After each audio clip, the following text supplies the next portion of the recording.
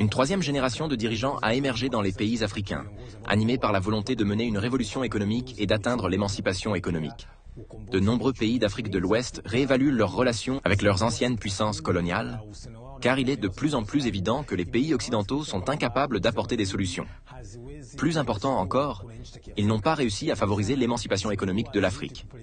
Par exemple, la France maintient des forces militaires dans la région depuis 2010, mais ces forces n'ont pas permis d'instaurer la stabilité politique ni la sécurité, en particulier dans les pays dotés de gouvernements dits démocratiques.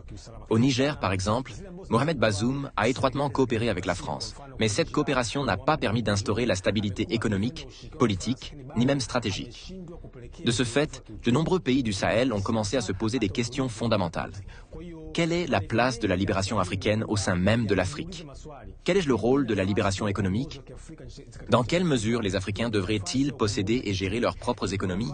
Cela a conduit de nombreux pays africains à rechercher la fin de l'influence française. L'influence occidentale dans ces États africains, et en particulier celle de la France, est de plus en plus perçue comme inégale. La France n'est plus considérée comme un partenaire d'égal à égal, mais comme un partenaire qui dicte la conduite à tenir, notamment en matière de sécurité. Elle est également accusée d'ingérence dans les affaires intérieures des pays africains. Par conséquent, de nombreuses nations africaines, à l'instar du Burkina Faso, ont choisi de rompre leurs relations traditionnelles avec la France. Le Burkina Faso est allé encore plus loin en abandonnant le français comme langue officielle de l'administration. Selon ce point de vue, cette initiative envoie un message clair du Burkina Faso à la France.